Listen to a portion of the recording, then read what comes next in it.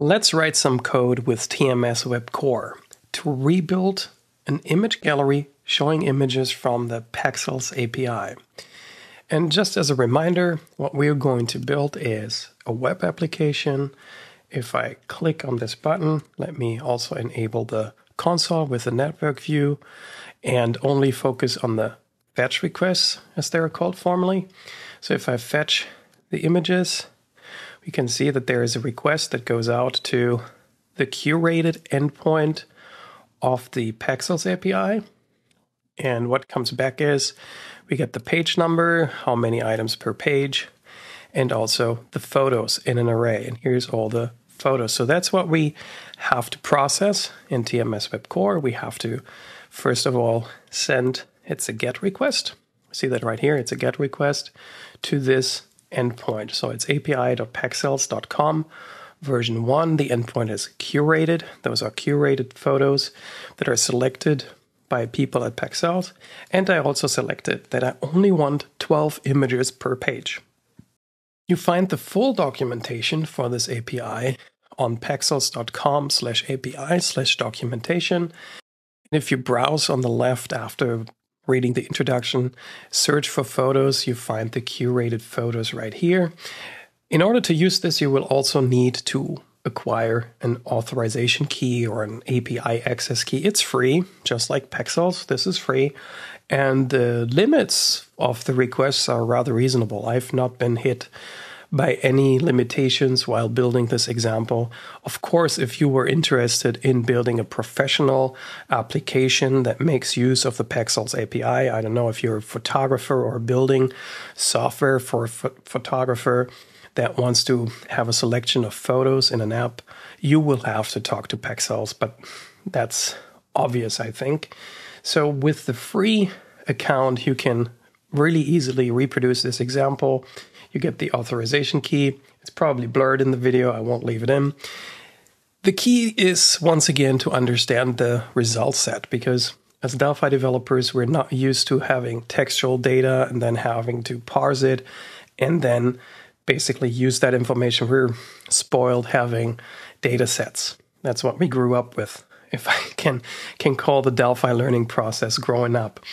That's a comparison I always use, but in my case, it's actually true. I grew up with Delphi. Going back to the actual topic without going back to all the history of Delphi, the parameter that I also passed to the curated endpoint is per page, and default is 15. Why did I pick 12? Well, our design has either, how many columns is it? Let me look it up. Our design either has 1, 2, 3, or 4 columns. So you need a number that is nicely divisible by 1, 2, 3, and 4. And 12 just fits that perfectly. Another number you could use is 24. I'll show you.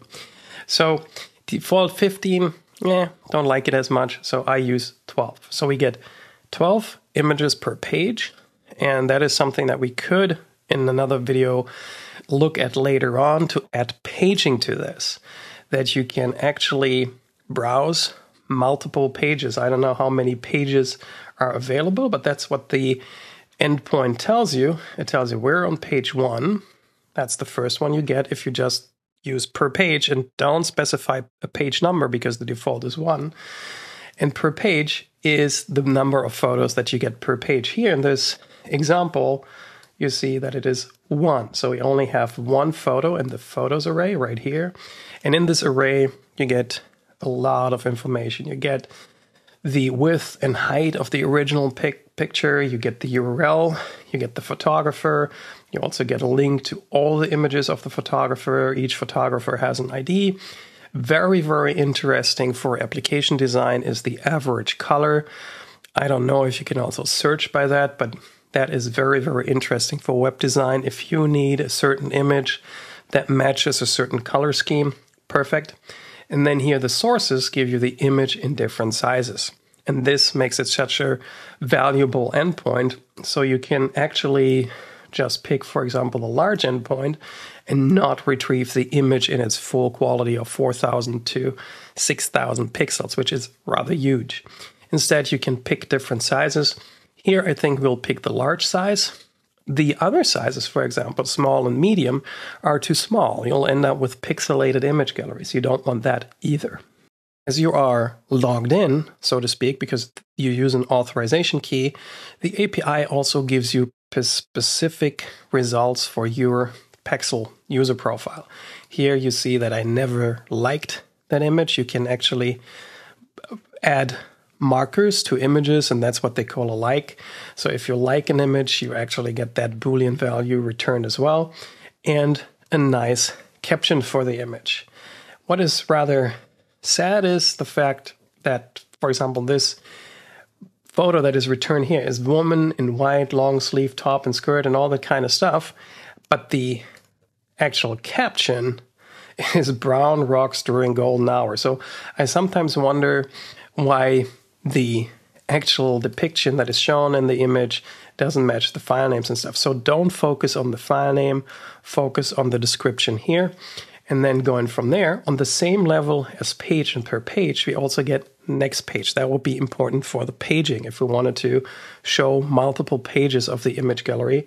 Here you get the next page with the URL. So this would be your next request. You would request page 2. And the nice thing is that this gives you the URL that you can request based on your first request. So any follow-up request, you would actually always remember which page to get next and then construct the URL accordingly. Of course, if you have paging, that would give you the total number of pages. And that's the thing here with the Pexels API. It does not give you the totals, even though they claim it does. They don't. See, they say total results, integer. But if you look at the example results, there is no total results in there. So that is something you have to look out for, that you have to actually test the endpoint if it really returns what they claim. For example, previous page is also not in here. Why? It's optional. Why is it optional? Because we don't have a previous page. So these kind of things are very, very important to look at. Also, you can get a maximum of 80 pictures per page. That simply keeps the size of the request down, obviously, because imagine this is only the information for one picture. Imagine getting that for 80 pictures. Okay, with that in mind, we can also go back and look at the web page, what the return looks that we get, the payload that we send, and then here is the response per page 12, and then we get 12 photos as said. And this information will convert, or insert, I should say, into our image gallery design so that we can show these images like this inside of an image gallery. That's it. So let's get started. I will show the project creation from the start to the end. I know that some of you are rather advanced and don't like that I start right from scratch, but please, from feedback, I know I've been in Belgium last year and talked to users that are just getting started with TMS WEB Core, and they really, really appreciate this. So please kindly just fast forward. Maybe the marketing department from TMS will add bookmarks to the video, and then you will see where you have to jump to, so you don't even have to seek the position yourself. So without further ado, we create a new TMS WEB Core project, file new other TMS Web application. I'm not able to use the TMS Web Bootstrap application, even if I wanted to embed it, because the version that I'm using is brand new. TMS WEB Core is known for delivering a robust, reliable solution, and they don't jump on a new Bootstrap version right away, which I always do. But this is not a production example, so I want to use the newest technology all the time. So I have to add this manually myself. So selecting the form as CSS library, we still select Bootstrap. This determines the design time, what happens if I drop components on the form. And I also want to name it form main.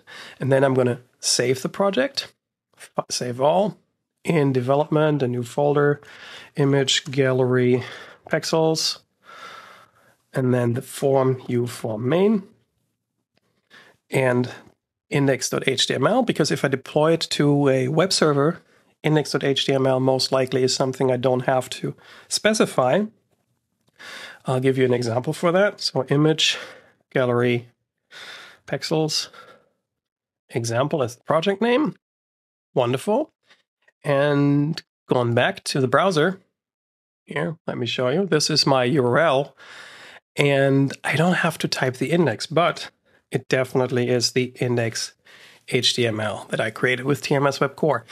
It's just something that is a pseudo standard that modern web servers give you the ability to leave out the index.html if you don't configure it otherwise. You know, you could also use your project 1, project 2.html. You just would have to add that to your configuration of the web server. Okay, I don't want to give too many examples, but these things are always valuable to know. So going from here, we have to add Bootstrap to the project. And normally we would be able to right-click and manage JavaScript libraries. But in this case, we can't because I'm using a brand new version of Bootstrap. So what I have to do, I enter get Bootstrap right here and scroll down, copy, and go to TMS WEB Core into the index.html file, go to code, and then I insert it right underneath the title. That's the first one. And the second one right here, and paste it in.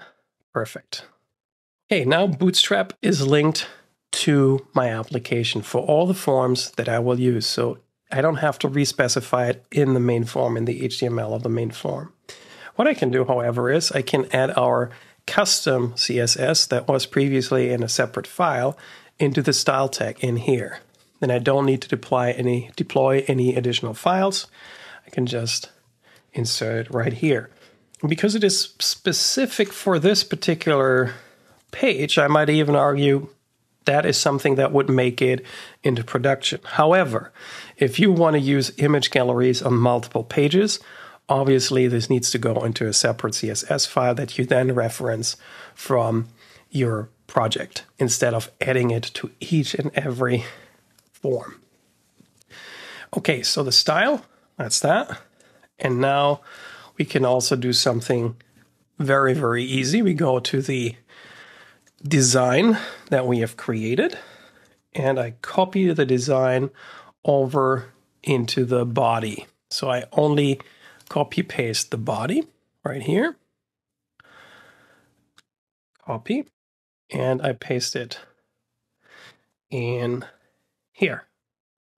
So I have the body twice, wonderful, and like this. So this is the document that we created. We have our container, our row, and what I inserted here is a button. So the button is going to use the full row on mobile devices. It is going to use 8 columns starting on medium and then an offset of 2. So the button is centered as soon as you have a medium device. Otherwise, the button is going to use the full width of the device. That's what this says. The button is going to be large, and it's going to use the default primary color, which is normally blue. And of course, it's going to use the full width. If you leave that out, the button will only use what you specify as a text, but with W-100, it's going to use the full column size available. And then this is our grid. You might notice our images are missing. Well, this is exactly where we will have to add our dynamic content. In order to do this, we define this div here with an ID. This gallery will be our so-called hook, which we will reference in TMS WEB Core in order to add content where you see the comment here. This is where we will add all the future content. So with this, let me just run it. We should now see a Bootstrap page with a button, and everything should be designed nicely. There we go. We already have our fetch images, and I'm not cheating. Localhost 8000, image gallery Pexels. That's literally the project that I just created. Nothing else. It's not something I pre-cached or anything. But if we click nothing happens. So that's the first step. We can either now get the button in code and add the event ourselves. But there's a much easier way. We can go to the form, add a button, TWEB button, and it doesn't matter what it looks like. This is just for the reference. And then here, say button fetch. And this button does not have any element class name or anything. It's also not going to have any caption. The interesting thing is it has an element ID, and it is fetch images. Why fetch images? If we go into the HTML, not of the index HTML, of the HTML of the page, we should see that the button has an ID of fetch images. That's how we can reference the button or tie the button in the design to the actual control in our code. So whenever I reference button fetch in code in TMS WEB Core, I refer to the HTML element here, this button that I referenced like this. And this is automatic. This will happen as soon as you start up your project, or as the page is loaded, I should say. So go into the source code. We can now define an on-click event on the button. And I can just do something like console log, and I can say button clicked, like that, for example. Or as we have TMS WEB Core, we can also say show message button clicked. Perfect. And if I run this, I see that the IDE already wanted to be smart again. Ever since the multi-line strings have introduced, the code editor struggles with termination of strings in multiple lines. And if I click, there we go, we get a show message button clicked. So we literally have tied the design to our programming. That's how easy it is. And in here, of course, we want to call fetch gallery. That's all we want to do. So we define a private method, procedure, fetch gallery. And just as a note, you can wrap this all in a component class. You could say this is my T-image gallery, and T-image gallery is what generates my image gallery for the images of the Pexels gallery, for example. I'm going to do a basic introduction of this. I'm not going to build a professional component that you can use for all different solutions in the future. However, it will give you a pretty good idea how you can encapsulate functionality like this, because the one criticism, of course, that I have gotten so far with these solutions is that you build a lot of code into your forms. Yes, but I'm showing you an example. So the code that I put in the event, or that I put into methods inside of the form, of course, if it is something that can be summed up in a component, should become a separate class in a separate unit. So this time, I'm actually going to show a tiny little example how you could realize something like this. Okay, without further ado, let's fetch gallery is the method, and fetch gallery has to be async. Why? Because we want to use the await keyword in order to fetch the data from the web service. And we know that the API that we have to use requires HTTP, so we need a TWEB HTTP request. The TWEB HTTP request goes to a certain URL, and that URL, of course, is the one that I just shown you right here. I paste it in here. It is the bigger HTTP API Pexels, and as you will never, something that somebody pointed out to me, see it in here, I'll do request as our component. We need a get, that's all fine.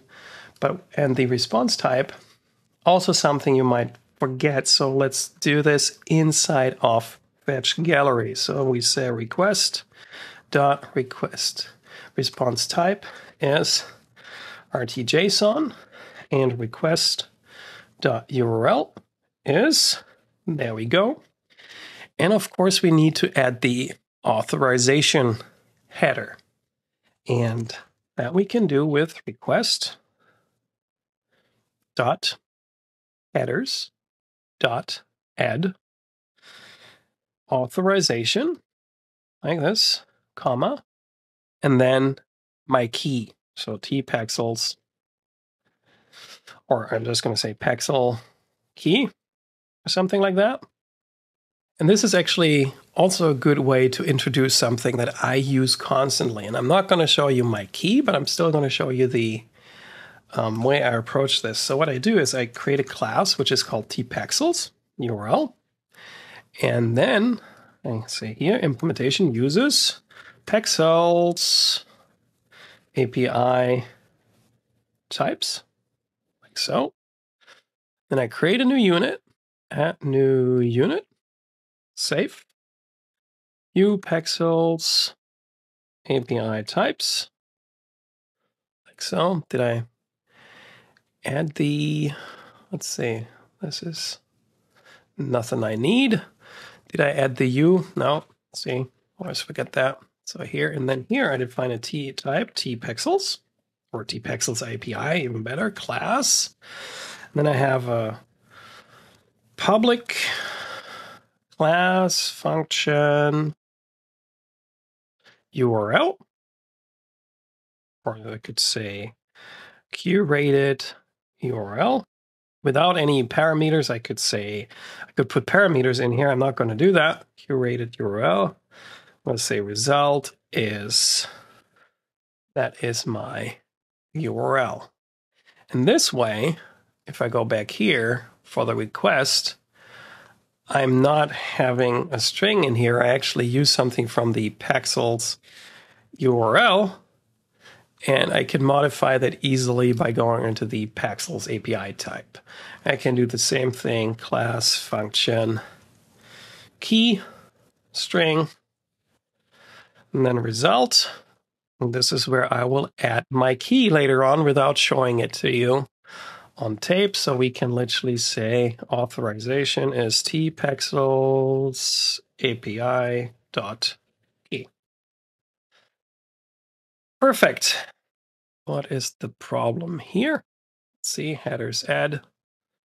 Oh, this is, I always forget that I use the notation from Xdata because authorization equals plus. This is what I think how it needs to be here. Code completion also tells us you just need to supply a string. However, with Xdata and Sparkle, this is a pair. So you have the name as the first parameter and then the value as the second one. This is why I always get confused. TMS WEB Core, only a simple string list with an assignment like this. In the meantime, while you weren't watching, or I cheated and cut it out, I inserted the API key, just so you know. And now I can say await request.perform. I'm not going to do anything with the result just yet. So I'm going to here, L response. And this is always tricky for me. What is the response, right? So we go to perform, and it just returns a JS promise, which doesn't help us at all. I mean, everything is a JS promise as soon as you use async. So what is the actual return value? So what I do is I go to the execute in this case here, so I don't have to go into the actual core source. And there I find that the result is a TJS XML HTTP request, I think. Let's try it with that one. Otherwise, we have to go into the source. And I promise you, I will not cut this part of the video because this is literally how I work as well, because nobody can remember all the different result types, especially if you do not work with just one web framework or you work with the VCL and FireMonkey. It becomes rather overwhelming to remember all this. And in my case, I also use Swift, and I look a little bit at Node.js and all these other, or React and Next.js and all these other frameworks that are available, and everybody names these types that have subtle differences. So you always have to be able to look things up in source code. And with this, let's see, if L response dot status, do we have a status? Yes, we do have a status, equals, remember, 200, then begin. And then we're going to say process result usually, and we build the gallery.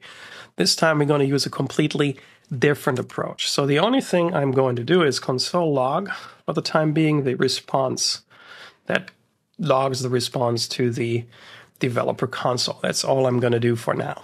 So let's run this and see what happens. See how much I screwed up in a nutshell. Okay. So the problem here is async function inspection, but result TJS promise found. Interesting. Fetch gallery is marked as async. Request.perform is definitely an async function because it returns a promise. That's also correct. So the reason is now, why doesn't this work? So the reason is we need to put this type, most likely, also as the first parameter of the await statement. That's usually what is going wrong in these cases. Perfect. So I have not figured out so far, to be honest with you, when we can leave this out and when we have to edit, because sometimes the compiler figures it out. In this case, it didn't. Let's hope we're still getting the result that we desire. So we press F12 as soon as the browser shows. Right here, F12. Developer console should be loading. It is loaded. Network, that is what we want to monitor. Fetch images. There we get our curated posts. So we have our result right here. There's all the images, they're coming in. And let's see at the console. This is something from my plugin that I've loaded. Ignore something like this, but here's the actual application that we have. And here's the XML HTTP request that is getting returned. And if I look at the response, there are the photos and everything is in there. So it works. We just have to parse the response and then pass this on to our gallery component, so to speak. And that's what I'm going to do. I'm going to pass on this response to this list of arrays to our component and see what happens. So going here, going back to Delphi, and what I'm going to say is I'm going to say T, this is the class that we're going to use, T image gallery dot insert or build at build, and then I'm going to specify the element name that I want to build it at. And if I go to my HTML here, gallery, this is how I named it. And this is something I create now. This is nothing that is included in TMS WEB Core. We are building now our own component class, so to speak, which we won't derive from T component. It's just something that we want to use over and over again on different pages. So like this, T image gallery, we add new unit, we save it as U image gallery, boom, and then here type T image gallery is a class, and then we have a procedure, public, and then we have a procedure. It's going to be a class procedure, and then build, and then element name or ID, whatever you want to name it. That's it. It's not going to have, and of course, what we need to pass in the photos, and that is going to be a TJS array, because that is the photos that are being passed in here. See, that's an array. So that's what we're going to pass in there. So we just have to parse it first. So this is an L photos as a TJS array, like this. And then I'm going to say L photos. Of course, we need values to this thing. So L photos is, what is it? L response dot response. That's a JS value. Okay. And the first level, it's that the response is an object here. This is an object right here. So we say TJS object of the response. And then it's the property name photos. And that has to be cast to a TJS array. Oh, yes.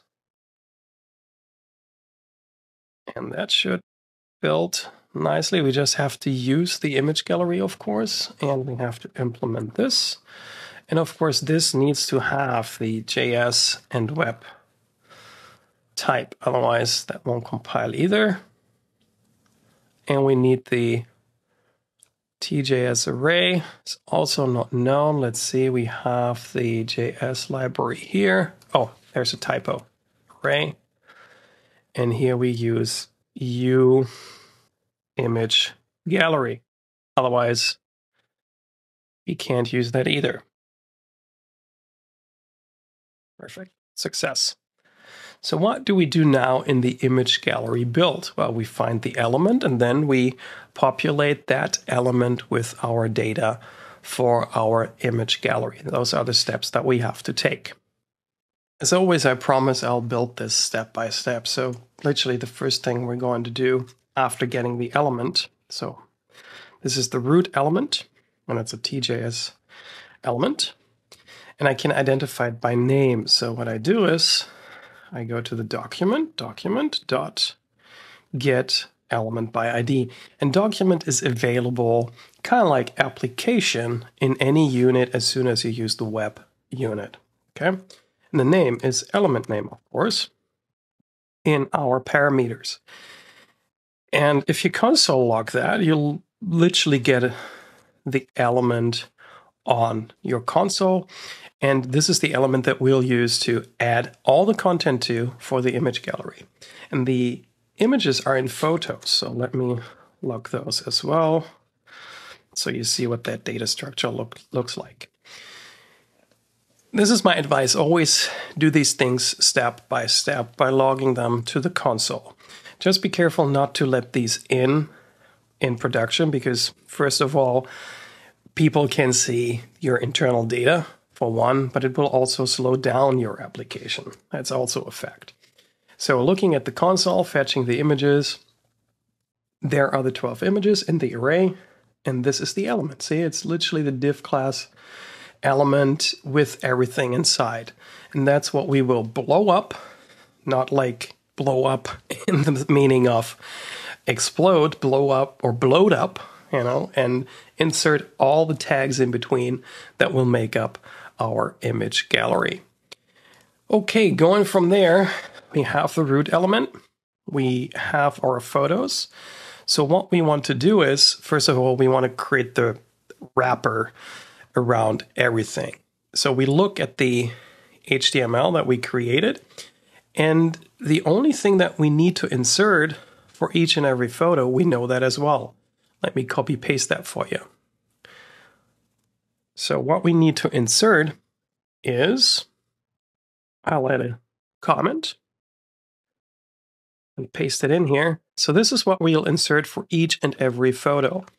I also added something new, the link, and the link will link to the photo URL and allow me this little bit of pseudocode in there, and it will wrap around the whole image. So the user will be able to click on the image in order to go to the URL that's inside of the photo. These things we'll have to replace. So that's something we'll use string.format for.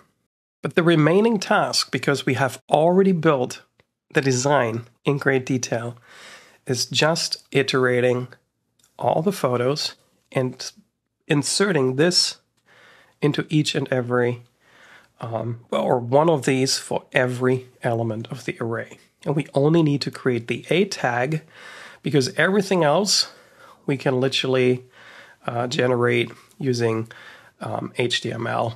Inner HTML is the property name. So we say link as our TJS element, and we create that. But when do we create it? Well, we need a counter, integer, and then we have the current photo, photo, which is a TJS object. And in there, we have sources. It's another TJS object. And what I'm building here, we have to look at the JSON. I closed it now. I'll explain it when we run the application, what we're doing. So we have to iterate all the photos. So what we can do is for I is, you can either use low or high. I say to 0 to a photos dot count. Doesn't work. It's actually right that that doesn't work. It's length. Because the data type is JS array, and arrays in JavaScript have a length property, not a count property. It's a data type like a list. It's just an array, and it's a data type. It is not an array like an array inside of Delphi. This is a specific data type that models an array in JavaScript. So now we can get the photo. The photo is TJS object of a photos, and then I, okay? And for those, I'm going to generate a link, which is going to be document.create element, like this. And the element is going to be A, because that's what we're creating, this A right here. And in between, this is a text. So we can take this text and say link.inner HTML is. Now we can use the wonderful multi-line feature again. Everything in here is one string, and we wrap it in format. And that will allow us to specify the variables that we want to insert into this template. For example, right here, the source is going to be the large image source. This is going to be the description. And this is very easy to do because we already have lphoto. So we can do lphoto dot. The first one we can't do yet. I'll leave that out. But the second one we can do, lphoto, and then alt, that's the name. And then we need a string of that. So we can say string of this, okay? That would look rather dirty. So I'm going to create local variables for each of these placeholders. So we need the photographer, the description, and we need the source, the large source. And that is yet another object, because each sources is inside of the photo, and the photo has a source property, if you remember, and that's yet another object.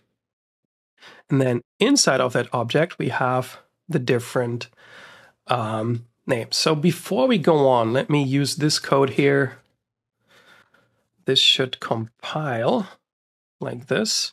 Nothing is going to happen right now. I just want to log certain things so that you don't lose track. So I'm going to console log the photo, and I'm going to console log the L sources. So you are able to follow me while I write this code. Let's see, if I run this, we should be able to follow this much, much easier. Oh, it fails. Why does it fail? Oh, format. Of course, format is not defined because we don't use a system.sysutils. And while we're at it, system.classes, if we ever need something else, you know, we'll never know. Okay, like that. Let's see. That should work. There we go. F12. We switch to the console. See, this comes even without the application not running, so let's clear that. Fetch images. And these are not error messages. These are actually the things that we're logging. So first of all, this is the photo. And inside of the photo, we have source. See here, landscape, large 2 times. And this is the second. This is the sources object, which just has like these things. So this is the L photo, and this is the L source. And then we can take the large property of that in order to get the URL of the image. So we need the following things. We need the source URL, that's a string. We need the description. We need well, this is a little bit, we need the image URL, we'll call it.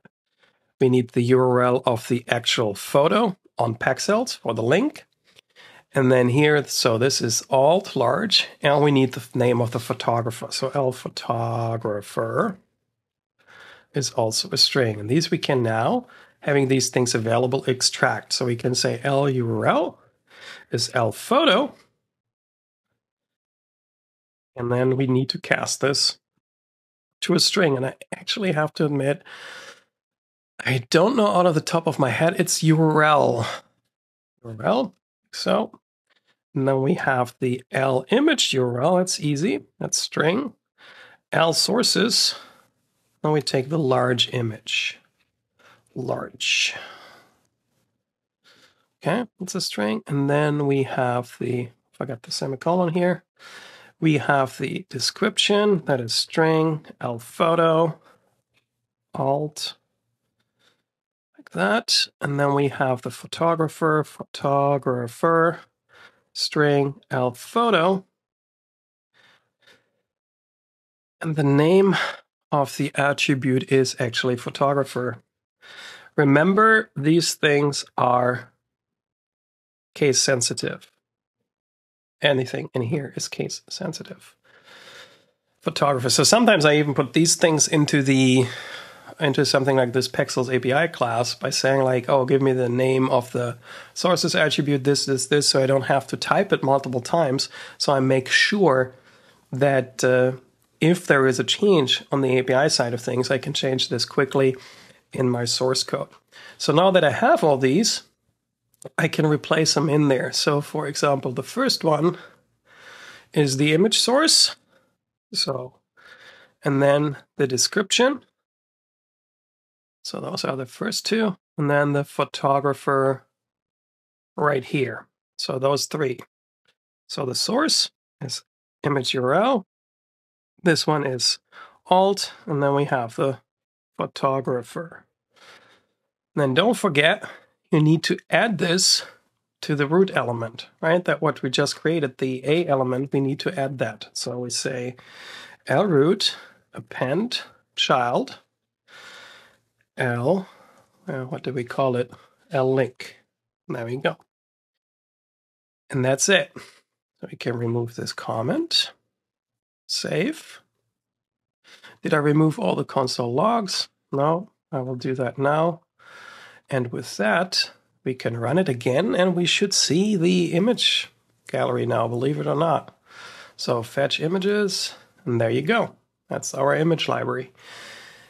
Working out the design first saves you so much time. You have no idea. Like this, I mean, you see the time in the video and how much I explained, how little time it took, right? So that's really efficient way to build your web applications, because we know how to write Delphi code. The only thing we kind of need a little bit of time with is the design, but we have Visual Studio Code with the live server to figure that out, and then we can change the dynamic elements quickly and build code. So right now, what doesn't happen yet, we have the link, but nothing happens. And you might wonder, why does nothing happen? Well, because I created the A element, but I didn't add any href. So you have two opportunities to do this. Like we have a special link type, so we can do TJS, and then it might be link or href or something like that. The elements, like there is like a HTML, and then link or a. Let's see, we have all the different input element, image element, option element, select, canvas. So I have to figure out now which one is the link. And actually, I think there isn't one for link. So what I do is I do TJS element and just write in there into the href attribute. We can do that. We can say link dot add or append attribute or attributes. There should be something in there. No, there isn't. And that's the difference. We need, in this case, a TJS HTML element. So that opens up the world that we have different attributes right here, and we can also add attributes normally, I thought. So I just say attributes or set attribute. That's also good. So I say set attribute, and the attribute is called href. And that we have to set to the link of the photo. And then we also want to set the target, set attribute target, so that we get a new tab in the browser. We set that to blank, like so. Perfect. And with that, we should be good. Oh no, create element has to be typecast, because create element creates a TJS element, but we also have create HTML element, if I'm not mistaken. I contacted Bruno a while ago and said, please give me create HTML element. There it is. So we can directly create HTML elements. And with that, fetch images. And now, if I click on here, we actually go to the Pexels page with that image in there. And just to make this very, very detailed, let me show you the element for one of these things right here. See, this is what we promised. Like, here is our start. And then for all of these, I generated these A, for each one of them, one entry in there. Okay? So this works really, really well. And if you expand it, you see the design that we created for each and every photo. So this is very, very variable to create your image library as you desire. And customizing is very, very easy. You go into your HTML of the main form. So here, we didn't even create a separate HTML file. So now if you say, okay, we want the photos to be 300 pixels, you just change the height. You start this again, and everything will be generated with a new height. Perfect. Done. You want more images, because 12 images is not enough. You add that to your API types. I have to blur again. Wonderful. Okay, so here, instead of having page 12 hard-coded, you say curated URL and say a number of images, or images per page. That's going to be an integer. Still going to return a string, and then you're going to say here, format, this is your format string. Then in here, you're going to have the A images per page. That way, you can do that. And of course, what is Control Y? Then we have the images per page in there. Of course, this doesn't work anymore because format, of course, we have to use this system.sysutils. That's number one, why it doesn't work.